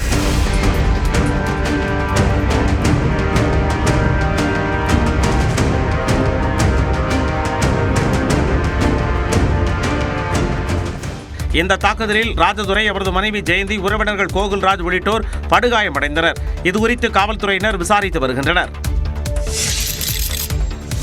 மருத்துவ சிகிச்சைக்கு அமெரிக்கா செல்ல அனுமதி கோரி முன்னாள் அமைச்சர் செந்தில் பாலாஜியின் சகோதரர் அசோக்குமார் தாக்கல் செய்துள்ள மனு குறித்து அமலாக்கத்துறை பதிலளிக்க சென்னை உயர்நீதிமன்றம் உத்தரவிட்டுள்ளது. முன்னதாக அனுமதி கோரிய மனுவை முதன்மை அமர்வு நீதிமன்றம் தள்ளுபடி செய்த நிலையில் அசோக்குமார் சார்பில் உயர்நீதிமன்றத்தில் மேல்முறையீடு செய்யப்பட்டது. இந்த மனு நீதிபதிகள் MS ரமேஷ், B லட்சுமி நாராயணன் அமர்வில் விசாரணைக்கு வந்தது. அப்போது அசோக்குமார் தரப்பில் ஆஜரான மூத்த வழக்கறிஞர் ஜான் சத்யன் 15 நாட்களுக்கு மட்டும் அனுமதி அளித்தால் போதும் என்றும் நீதிமன்றம் விதிக்கும் நிபந்தனைகளை ஏற்றுக்கொள்ள தயாராக இருப்பதாக கூறினார். அப்போது குறுக்கிட்ட நீதிபதிகள், நீங்களே நினைத்தாலும் நீண்ட நாட்கள் இருக்க முடியாது என்றும் ட்ரம்ப் உங்களை வெளியேற்றி விடுவார் என்றும் நகைச்சுவையாக குறிப்பிட்டனர். மேலும் பாஸ்போர்ட்டை அமெரிக்காவில் உள்ள இந்திய தூதரகத்தில் ஒப்படைக்க வேண்டும் என்று கூறிய நீதிபதிகள் பயண திட்டம் தொடர்பான விவரங்களை தாக்கல் செய்யுமாறு அசோக்குமார் தரப்புக்கு உத்தரவிட்டனர். மனு குறித்து பதிலளிக்க அமலாக்கத்துறை தரப்பில் கால அவகாசம் கேட்கப்பட்ட நிலையில் வழக்கு விசாரணையை ஜூலை 22ஆம் தேதிக்கு ஒத்திவைத்த நீதிபதிகள் அன்றைய தினம் இருதரப்பும் அறிக்கை தாக்கல் செய்ய உத்தரவிட்டனர். ஆபாச வீடியோவால் பாதிக்கப்பட்ட பெண்ணின் அந்தரங்க வீடியோவை ஆண் காவல்துறை அதிகாரிகள் பார்த்ததற்கு உயர்நீதிமன்றம் கண்டனம் தெரிவித்துள்ளது. ஆபாச வீடியோவால் பாதிக்கப்பட்ட பெண் முன்னிலையில் அவரது வீடியோக்களை காவல்துறை அதிகாரிகள் பார்த்து விசாரிப்பதற்கு சென்னை உயர்நீதிமன்றம் கடும் கண்டனம் தெரிவித்துள்ளது. இணையத்தில் பகிரப்பட்ட தனது அந்தரங்க வீடியோக்களை நீக்க உத்தரவிட வேண்டும் என்று கூறி பெண் ஒருவர் வழக்கு தொடர்ந்திருந்தார். இந்த வழக்கை விசாரித்த சென்னை உயர்நீதிமன்றம் முதல் தகவல் அறிக்கையில் பாதிக்கப்பட்ட பெண்ணின் பெயரை எப்படி சேர்க்க முடியும் என்று கேள்வி எழுப்பினர். முதல் தகவல் அறிக்கையிலிருந்து பாதிக்கப்பட்ட பெண்ணின் பெயரை உடனடியாக நீக்கவும் காவல்துறைக்கு உத்தரவிட்டனர். பாதிக்கப்பட்ட பெண்ணின் அந்தரங்க வீடியோவை ஆண் காவல்துறை அதிகாரிகள் பார்த்து விசாரிப்பதற்கு கண்டனம் தெரிவித்த நீதிபதி இந்த வழக்கில் விசாரணை நடத்த பெண் காவல் அதிகாரிகளை ஈடுபடுத்த வேண்டும் என்றும் உத்தரவிட்டார். மேலும் இணையதளங்களில் உள்ள அந்தரங்க வீடியோக்களை அகற்றுவது குறித்து எங்கு புகார் அளிக்க வேண்டும், என்ன நடவடிக்கை எடுக்கப்படும் என்று விரிவான மனு தாக்கல் செய்ய மத்திய அரசுக்கு நீதிபதி உத்தரவிட்டு வழக்கை ஜூலை 22ஆம் தேதிக்கு ஒத்திவைத்தார். பணி நிரந்தரம் கோரி சென்னையில் 8வது நாளாக பகுதி நேர ஆசிரியர்கள் போராட்டம் நடத்தினர். தமிழ்நாடு பள்ளி கல்வித்துறையில் 12,000த்திற்கும் மேற்பட்ட பகுதி நேர ஆசிரியர்கள் பணிபுரிந்து வருகின்றனர். இவர்கள் ஊதிய உயர்வு மற்றும் பணி நிரந்தரம் வேண்டுமென கடந்த 12 ஆண்டுகளுக்கு மேலாக தொடர்ந்து போராடி வருகின்றனர். இந்நிலையில் திமுகவின் 2016 மற்றும் 2021ஆம் ஆண்டு தேர்தல் வாக்குறுதிகளில் பகுதி நேர ஆசிரியர்கள் பணி நிரந்தரம் செய்யப்படுவார்கள் என உறுதியளிக்கப்பட்டது. திமுக ஆட்சி அமைந்து 4 ஆண்டுகள் கடந்த நிலையில் பகுதி நேர ஆசிரியர்களுக்கு ஊதிய உயர்வோ பணி நிரந்தரமோ செய்யாமல் தொடர்ந்து காலம் தாழ்த்தி வருவதாக ஆசிரியர்கள் குற்றம் சாட்டுகின்றனர். போராட்டத்தை கண்டிப்பாக குறைக்க வாய்ப்பே இல்லை. இதுக்கு எங்களுக்கு தீர்வுக்கு முதல் முறையாக பள்ளி கல்வித்துறை அமைச்சரோ முதல்வரோ நேரடியாக எங்களோட பேச்சுவார்த்தை நடத்தி அவங்களுடைய 181வது தேர்தல் வாக்குறுதியை நிறைவேற்றும் வரை தொடர்ந்து போராட்டம் நடைபெறும். தங்களது கோரிக்கையை வலியுறுத்தி சென்னையில் பள்ளி கல்வித்துறை இயக்குநர் அலுவலகத்தை முற்றுகையிட வந்த பகுதி நேர ஆசிரியர்கள் கைது செய்யப்பட்டனர். கிண்டி ரேஸ்கோர்ஸ் மைதானத்தில் பசுமை பூங்கா அமைக்க இடைக்கால தடை விதித்து தென்மண்டல தேசிய பசுமை தீர்ப்பாயம் உத்தரவிட்டுள்ளது. இது தொடர்பான வழக்கை விசாரித்த தீர்ப்பாயம் மழை வெள்ள பாதிப்பில் இருந்து வேளச்சேரியை பாதுகாக்கும் வகையில் கிண்டி ரேஸ்கோர்ஸ் மைதானத்தில் 118 ஏக்கர் நிலத்தில் ஏன் ஏரி அமைக்கக்கூடாது என்பது குறித்து அறிக்கை தாக்கல் செய்ய தமிழ்நாடு அரசின் தலைமைச் செயலாளருக்கு உத்தரவிட்டிருந்தது. ஆனால் இந்த நிலம் பசுமை பூங்கா அமைக்க தோட்டக்கலைத்துறைக்கு மாற்றப்பட்டது. இந்த சூழலில் இந்த வழக்கு தீர்ப்பாயத்தில் மீண்டும் விசாரணைக்கு வந்தது. அப்போது தமிழ்நாடு அரசின் தலைமைச் செயலாளர் தரப்பில் அறிக்கை தாக்கல் செய்யப்படவில்லை. இதையடுத்து தலைமைச் செயலாளரிடமிருந்து அறிக்கை தாக்கல் செய்யப்படும் வரை கிண்டி ரேஸ்கோர்ஸ் மைதானத்தில் பசுமை பூங்கா அமைக்க எந்த நடவடிக்கை மேற்கொள்ளக்கூடாது என தீர்ப்பாயம் தடை விதித்து உத்தரவிட்டது. இந்தியா சீனா இடையிலான கருத்து பரிமாற்றம் மிகவும் முக்கியத்துவம் வாய்ந்தது என வெளியுறவுத்துறை அமைச்சர் ஜெய்சங்கர் தெரிவித்துள்ளார். சீனாவின் தியான்ஜின் நகரில் ஷாங்காய் ஒத்துழைப்பு அமைப்பின் வெளியுறவு அமைச்சர்கள் மாநாடு நடைபெறுகிறது. இதில் கலந்து கொள்வதற்காக சீனா சென்றுள்ள அமைச்சர் ஜெய்சங்கர் அந்நாட்டின் வெளியுறவுத்துறை அமைச்சர் மற்றும் அதிகாரிகளை சந்தித்து ஆலோசனை நடத்தினார். இதனைத் தொடர்ந்து சீன அதிபர் ஷி ஜின்பிங்கை சந்தித்த அவர் இரு நாடுகளுக்கிடையேயான நல்லுறவில் ஏற்பட்டு வரும் சமீபத்திய வளர்ச்சி குறித்து பேசினார். சீனாவில் நடைபெறும் ஷாங்காய் ஒத்துழைப்பு அமைப்பின் வெளியுறவு அமைச்சர்கள் மாநாட்டில் India, Russia, Kazakhstan, Kyrgyzstan, Pakistan, Belarus உள்ளிட்ட 10 நாடுகளின் அமைச்சர்கள் பங்கேற்றுள்ளனர். ஆந்திர மாநிலம் கடப்பா மாவட்டத்தில் தோழிகளுடன் சுற்றுலா செல்வதாக கூறி காதலனுடன் சென்ற மாணவி வனப்பகுதியில் சடலமாக மீட்கப்பட்ட சம்பவம் பரபரப்பை ஏற்படுத்தியுள்ளது. கடப்பா மாவட்டம் பொத்தோட்டூரில் உள்ள தனியார் கல்லூரியில் 2ஆம் ஆண்டு இன்டர்மீடியட் படிக்கும் மாணவி வைஷ்ணவி. இவரும் அலத்துருத்தி கிராமத்தை சேர்ந்த லோகேஷும் கடந்த 5 ஆண்டுகளாக காதலித்து வந்ததாக கூறப்படுகிறது. இந்த நிலையில் கடந்த 2 தினங்களுக்கு முன் தனது தோழிகளுடன் கண்டிக்கோட்டைக்கு சுற்றுலா செல்வதாக பெற்றோரிடம் தகவல் கூறிவிட்டு கல்லூரி விடுதியிலிருந்து வைஷ்ணவி புறப்பட்டு சென்றுள்ளார். அதன் பின்னர் அவரை தொடர்பு கொள்ள முடியவில்லை என்று அவரது பெற்றோர் ஜம்மலமடுகு காவல் நிலையத்தில் புகார் அளித்துள்ளனர். புகாரின் பேரில் வழக்கு பதிவு செய்த போலீசார் வைஷ்ணவியை தீவிரமாக தேடி வந்த நிலையில் கண்டிக்கோட்டை வனப்பகுதியில் மாணவி வைஷ்ணவியின் உடல் ஆடைகளின்றி சடலமாக இருப்பதாக தகவல் கிடைத்துள்ளது. உடலை மீட்டு உடற்கூறாய்வுக்காக அனுப்பி வைத்த போலீசார் விசாரணை மேற்கொண்டு வருகின்றனர். வைஷ்ணவி கடைசியாக காதலன் லோகேஷுடன் இருசக்கர வாகனத்தில் சென்றது சிசிடிவியில் பதிவாகியுள்ளது. அதன் அடிப்படையில் லோகேஷை ஜம்மலமடுகு போலீசார் தீவிரமாக தேடி வருகின்றனர். கூவம், அடையாறு நதிகள் மற்றும் பக்கிங்ஹாம் கால்வாய் பகுதிகளில் ஆக்கிரமிப்பை அகற்ற உத்தரவிட்டுள்ள உயர்நீதிமன்றம் அந்த பகுதிகளில் வசிக்கும் குடும்பங்களின் மறுவாழ்வுக்கு நடவடிக்கை எடுக்கவும் ஆணையிட்டுள்ளது. கூவம், அடையாறு நதிகள் மற்றும் பக்கிங்ஹாம் கால்வாயில் உள்ள ஆக்கிரமிப்புகளை 8 வாரங்களில் அகற்ற தமிழ்நாடு அரசுக்கு சென்னை உயர்நீதிமன்றம் உத்தரவிட்டுள்ளது. இது தொடர்பாக வி. கனகசுந்தரம் என்பவர் தொடர்ந்த பொதுநல மனுவை விசாரித்த நீதிபதிகள் ஜி.ஆர். சுவாமிநாதன், வி. லட்சுமி நாராயணன் அமர்வு மறுசீரமைப்பு திட்டங்களின் மூலம் கூவம், அடையாறு நதிகள் மற்றும் பக்கிங்ஹாம் கால்வாயில் உள்ள ஆக்கிரமிப்புகளை அகற்ற நடவடிக்கை எடுத்தாலும் மீண்டும் மீண்டும் புற்றீசல் போல் பெருகி ஆக்கிரமிப்பு நடப்பதாக கூறினர். 8 வாரங்களில் ஆக்கிரமிப்புகளை முழுமையாக அகற்ற உத்தரவிட்ட நீதிபதிகள் அந்த பகுதிகளில் வசிக்கும் குடும்பங்களின் மறுவாழ்வுக்கு உரிய நடவடிக்கை எடுக்க உத்தரவிட்டனர். மேலும் ஆக்கிரமிப்பு அகற்றம் தொடர்பாக 3 மாதங்களில் தலைமை செயலர் அறிக்கை தாக்கல் செய்யவும் நீதிபதிகள் உத்தரவிட்டனர். அதேபோல 1000 விளக்கு, கிரீம்ஸ் ரோடு மற்றும் திருவேற்காடு ஆகிய இடங்களில் கூவம் ஆற்றின் கரையோர ஆக்கிரமிப்புகளை அகற்றி அப்பகுதிகளில் வசிப்பவர்களுக்கு மறுவாழ்வுக்கு நடவடிக்கை எடுக்கவும் நீதிபதிகள் உத்தரவிட்டனர். ராணிப்பேட்டை மாவட்டம் சோளிங்கர் அருகே பாதுகாப்பாக அறுவை சிகிச்சை மூலம் அகற்றி அரசு மருத்துவர்கள் அசத்தியுள்ளனர். சோளிங்கர் பகுதியைச் சேர்ந்த வள்ளியம்மாள் என்பவருக்கு அடிக்கடி வயிறு வலி ஏற்பட்டுள்ளது. இதனால் அதே பகுதியில் உள்ள அரசு மருத்துவமனையில் சிகிச்சைக்காக அனுமதிக்கப்பட்டுள்ளார். அப்போது ஸ்கேன் செய்து பார்த்தபோது அவருடைய வயிற்று பகுதியில் 5 கிலோ எடை கொண்ட ராட்சத கட்டி இருப்பது தெரியவந்தது. இதனையடுத்து அரசு மருத்துவர்கள் வெற்றிகரமாக அறுவை சிகிச்சை செய்து மூதாட்டியின் வயிற்றில் இருந்த கட்டியை அகற்றினர். தற்போது மூதாட்டி வள்ளியம்மாள் நலமுடன் இருக்கிறார். மருத்துவர்கள் கண்காணிப்பில் இருந்து வருகிறார். சென்னை, வேலூர் உள்ளிட்ட நகரங்களில் நவீன வசதிகள் கொண்ட மருத்துவமனையில் செய்யப்படும் அறுவை சிகிச்சையை அரசு மருத்துவமனையில் செய்து மருத்துவர்கள் அசத்தியுள்ளனர். திருத்தணி அருகே முட்புதரில் சடலமாக கிடந்த ஆந்திர பிரதேசத்தைச் சேர்ந்த கல்லூரி மாணவர் குறித்து போலீசார் விசாரித்து வருகின்றனர். திருவள்ளூர் மாவட்டம் திருத்தணி காஞ்சிபுரம் நெடுஞ்சாலையில் கார்த்திகேயபுர பேருந்து நிறுத்தத்தின் பின்புறம் உள்ள முட்புதரில் ஆண் சடலம் கிடப்பதாக போலீசாருக்கு தகவல் கிடைத்துள்ளது. சம்பவ இடத்திற்கு விரைந்த போலீசார் சடலத்தை மீட்டு திருத்தணி அரசு மருத்துவமனைக்கு உடற்கூறு ஆய்விற்காக அனுப்பினர். முதற்கட்ட விசாரணையில் இறந்தவர் 22 வயதான சுதாகர் என்றும் ஆந்திர மாநிலம் திருப்பதியில் உள்ள பார்மசி கல்லூரியில் படித்து வருவதும் தெரியவந்தது.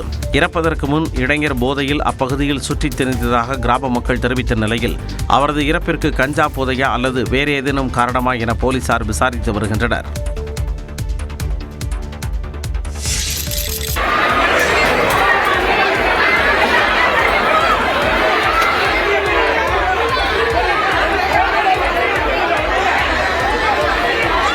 தனியார் சூப்பர் மார்க்கெட்டில் ஏசி வாயு கசிவால் அச்சமடைந்து மக்கள் அலறியடித்து வெளியேறிய காட்சிகளே இவை. நெல்லை டவுன் வடக்கு வீதியில் ஜவுளி கடையுடன் இணைந்த சூப்பர் மார்க்கெட் இயங்கி வருகிறது. இதில் கடந்த 13ஆம் தேதி ஏசி இயந்திரத்தில் திடீர் என்று வாயு கசிந்த நிலையில் அதை கண்ட கடை ஊழியர்கள் பொருட்கள் வாங்கிக் கொண்டிருந்த வாடிக்கையாளர்களை உடனடியாக வெளியேற்றினர். அப்போது சிலர் வேகமாக ஓட்டம் பிடித்ததால் லேசான தள்ளுமுள்ளு ஏற்பட்டு 2 பேருக்கு காயம் ஏற்பட்டது. பிறகு ஏசி இயந்திரம் சரி செய்யப்பட்டு கேஸ் கசிவு உடனடியாக நிறுத்தப்பட்டது. உத்தராகண்டில் பள்ளத்தில் ஜீப் கவிழ்ந்த விபத்தில் 8 பேர் பரிதாபமாக உயிரிழந்தனர். பித்தூராகர் மாவட்டத்தில் புவானி கிராமத்தில் இருந்து போக்தா என்ற பகுதிக்கு ஜீப் ஒன்று சென்று கொண்டிருந்தது. அப்போது சனிப்பாலம் அருகே கட்டுப்பாட்டை இழந்த வாகனம் 150 அடி பள்ளத்தில் விழுந்து விபத்துக்குள்ளானது. இதில் 8 பேர் நிகழ்விடத்திலேயே உயிரிழந்தனர்.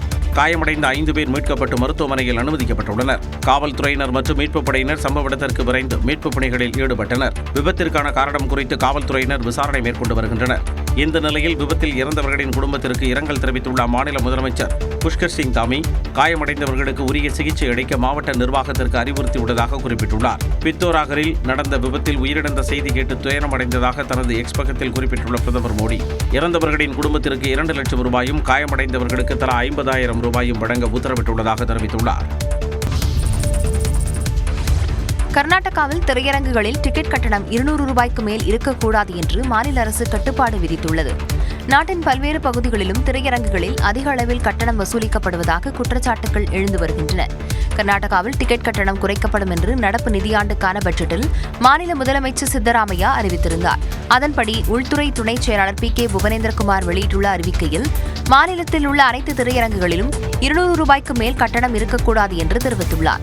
மல்டிபிளெக்ஸ் உள்ளிட்ட அனைத்து வகையான திரையரங்குகளுக்கும் அனைத்து மொழி படங்களுக்கும் இந்த கட்டுப்பாடு பொருந்தும் என்றும் இதில் பொழுதுபோக்கு வரியும் அடங்கும் என்றும் தெரிவிக்கப்பட்டுள்ளது. இதற்காக கர்நாடகா திரையரங்குகள் ஒழுங்குமுறை சட்டத்தில் திருத்தம் செய்யப்பட்டுள்ளது. இதுகுறித்த எதிர்ப்பை அல்லது ஆலோசனைகளை தெரிவிக்க விரும்புவோர் 15 நாட்களுக்குள் தெரிவிக்கலாம் என்றும் அறிவிக்கப்பட்டுள்ளது. கடலூர் மாவட்டம் குறிஞ்சிப்பாடி அருகே 150 ஏக்கர் பரப்பளவில் தோல் அல்லாத காலணி மற்றும் காலணிகளுக்கான உதிரி பாகங்கள் உற்பத்தி பூங்கா அமைக்கப்படும் என்று முதலமைச்சர் மு க ஸ்டாலின் அறிவித்துள்ளார். கடலூர் மாவட்ட பொதுமக்களின் கோரிக்கைகளை ஏற்று முதலமைச்சர் புதிய அறிவிப்புகளை வெளியிட்டுள்ளார். அதன்படி சிதம்பரம் நகரத்தில் போக்குவரத்து நெரிசலை குறைக்கும் வகையில் தில்லையம்மன் ஓடை மற்றும் கான்சாஹிப் கால்வாய் ஆகியவற்றை ஒட்டி 20 கோடி ரூபாய் செலவில் புதிய இணைப்புச் சாலை அமைக்கப்படும் என்று அறிவித்துள்ளார். கடலூர் வட்டத்தில் உள்ள அரிசி பெரியான் குப்பத்தில் புதிய உண்டு உறைவிட பழங்குடியின பள்ளி ஒன்று தொடங்கப்படும் என்று முதலமைச்சர் மு க ஸ்டாலின் தெரிவித்துள்ளார். சிறப்பு திட்டங்களின் பயன்கள் கிடைக்கும் வகையில் காவிரி டெல்டா பகுதியாக ஸ்ரீமுஷ்ணம் வட்டம் அறிவிக்கப்படும் என்றும் வீராணம் ஏரியில் படகு சவாரியுடன் சுற்றுலா வளர்ச்சியை ஊக்குவிக்க 10 கோடி ரூபாயில் தூர்வாரும் பணிகள் மேற்கொள்ளப்படும் என்றும் அறிவித்துள்ளார். ஆதி திராவிடர் மற்றும் பழங்குடியின இளைஞர்களின் வேலை வாய்ப்புகளை உருவாக்க கூடுவழி சாவடியில் புதிய திறன் மேம்பாட்டு நிலையமும் தொழிற்பேட்டையும் அமைக்கப்படும் என்றும் அறிவித்துள்ளார்.